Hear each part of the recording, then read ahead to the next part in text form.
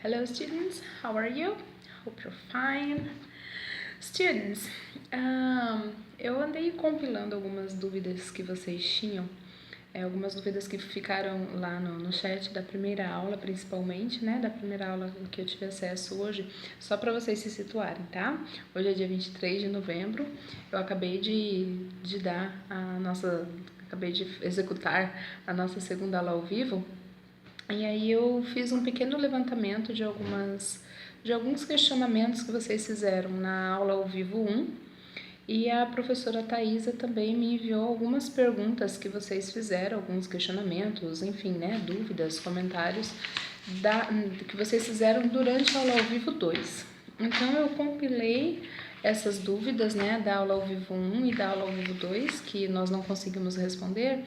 Algumas coisas são mais pontuais, isso eu acho que a gente já consegue resolver nesse vídeo, né, de uma maneira mais tranquila, mais quase informal, e outras coisas vão requerer um pouquinho mais de tempo, né, vão requerer um pouquinho mais de explicação, digamos assim, mas eu vou tentar responder tudo aqui nesse vídeo, e aí aquilo que for necessário realmente a gente fazer mais vídeos, fazer explicações extras e mais aprofundadas, aí nós vamos fazer um vídeo em estúdio, certo?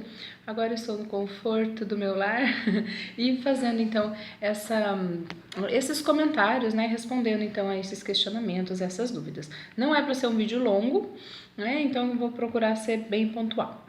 Então, temos uma pergunta aqui, Joyce Pereira Vendruscolo, de Cascavel, espero ter pronunciado seu nome corretamente, Joyce. Eu tenho uma amiga que se escreve da mesma forma que seu nome, e a gente pronuncia Joyce, e eu tenho outra também que tem o mesmo padrão de escrita, que ela pede para chamá-la de Joyce, então não sei qual que é o seu caso, mas enfim. Se não me engano, foi na primeira aula ao vivo, Joyce, você pergunta, é mal educado falar, por exemplo, só Aline, né? Eu acredito que quando você está se referindo a uma pessoa, a um professor, por exemplo, né, em que você tem essa diferença hierárquica, talvez. Normalmente na língua inglesa, se você está falando com um professor, uma pessoa mais velha, uma pessoa que hierarquicamente está numa posição que a gente chama de uma posição superior, nós costumamos usar os titles, né? O Mr., que é o MR na abreviatura, Mr., para homens, Mrs. para mulheres, mulheres casadas, Miss para mulheres solteiras e Ms, né, MS, para quando a gente não sabe se a mulher é casada ou solteira, ou se ela prefere que você a trate assim, né, independentemente de ser solteira ou casada, ela prefere usar esse title, né, de Ms. E depois desses titles, normalmente então nós usamos o sobrenome, o last name, né? Então no meu caso seria Mrs. Tsug, ok? Porém, da mesma forma que existe, né, essa espécie dessa regrinha assim pra gente tratar então pessoas hierarquicamente acima da gente com esses titles mais o sobrenome, também existe a possibilidade de a pessoa falar, no, you can call me Aline. In my case, for example, you can call me Aline. De a pessoa autorizar você a chamá-la pelo primeiro nome. Não é muito comum, mesmo na relação entre professores e alunos, normalmente se usam os titles, tá? Mas eu não faço questão, pode me chamar de Aline mesmo. Mas sim, né, se você estivesse num contexto de um país nativo da língua inglesa, normalmente as pessoas se tratam pelo primeiro nome, as pessoas mais próximas, né, amigos, pessoas que normalmente não têm uma relação hierárquica entre elas, e quando também, mais quando uma pessoa autoriza a outra chamá-la pelo primeiro nome, tá tudo ok, tá bom? Então, respondendo, não é mal educado desde que a pessoa permita que você a chame pelo primeiro nome. No primeiro contato, o ideal é usar senhor, senhora, né? Mr., Mrs., Miss ou Miss. Ok? Junto com o sobrenome daí da pessoa. Eu percebi também, deixa eu ver aqui, Marcos Elias Valentim dos Santos, de São Francisco do Sul, uma das minhas cidades favoritas, by the way. E o Marcos diz assim, o inglês britânico usa muita gíria e muitas abreviações, o britânico é mais claro na minha opinião. A própria Joyce também fala um pouquinho sobre isso. O inglês britânico é o inglês original, da rainha, muito mais fácil de entender e mais bonito. Por exemplo, Water, se lê water, contei, no americano é pronunciado water. O som é diferente e feio no inglês americano.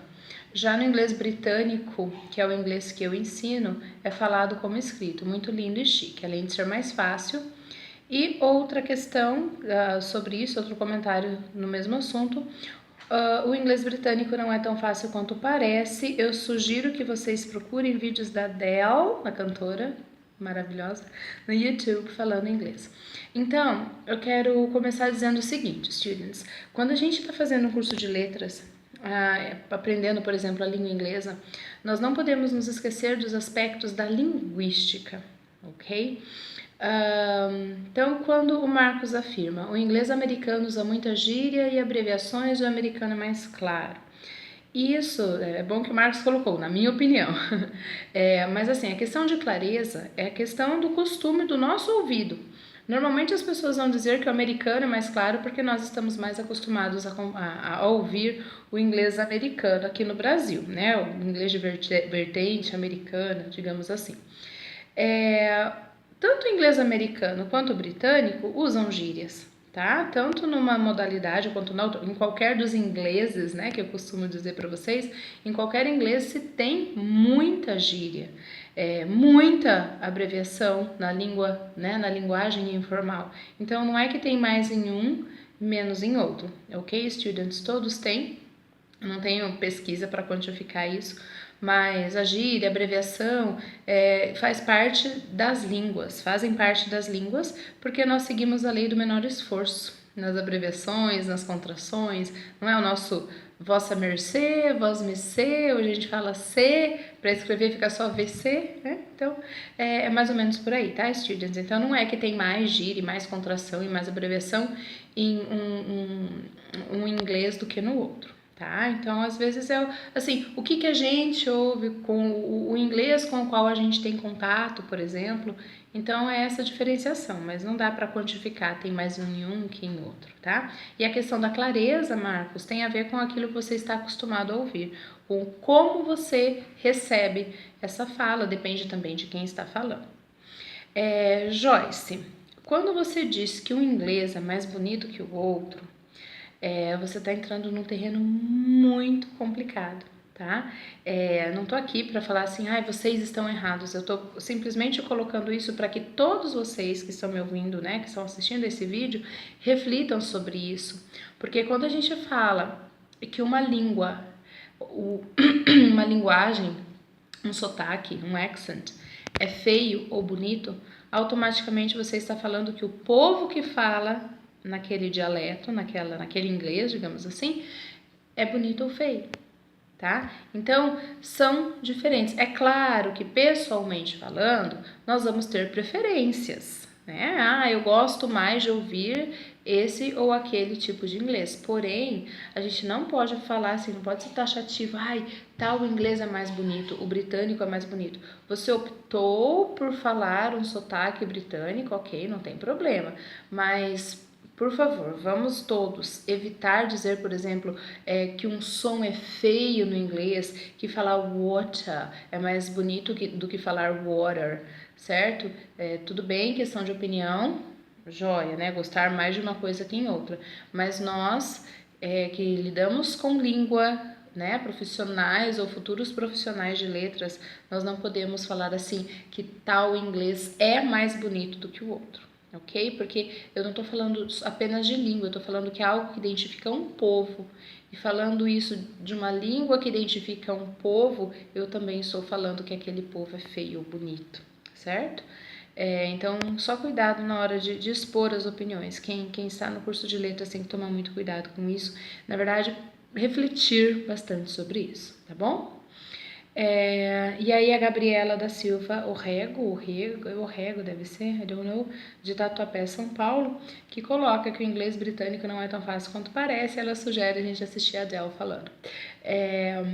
Eu acho a Adele falando algo muito claro, para ser honesta com vocês. Então isso é para vocês verem que às vezes é questão de acostumar o ouvido, tá? Então não vejo essa dificuldade toda quando a Adele está falando. dependendo também de quando ela está falando, às vezes ela fala mais rápido, por exemplo, né? Mesmo nós, quando falamos mais rápido em português, fica mais difícil de compreender. Então, é questão da gente acostumar o ouvido. E se eu puder dar uma dica para vocês assim, de ouro, procurem acostumar o ouvido de vocês com diferentes accents, com diferentes sotaques. Isso vai facilitar muito a vida de vocês na hora de aprender, de falar e de lidar, né? Principalmente ouvir as outras pessoas falando a língua inglesa, tá bom? Esse vídeo já deu 10 minutos, students. Eu vou ter que gravar outro porque eu não quero nenhum vídeo muito longo, tá bom? Então, espero que vocês tenham gostado dos comentários e vamos conversando. Continuem mandando as dúvidas, os comentários, as dicas, enfim, tá bom? Thank you very much for now, guys. Bye, bye.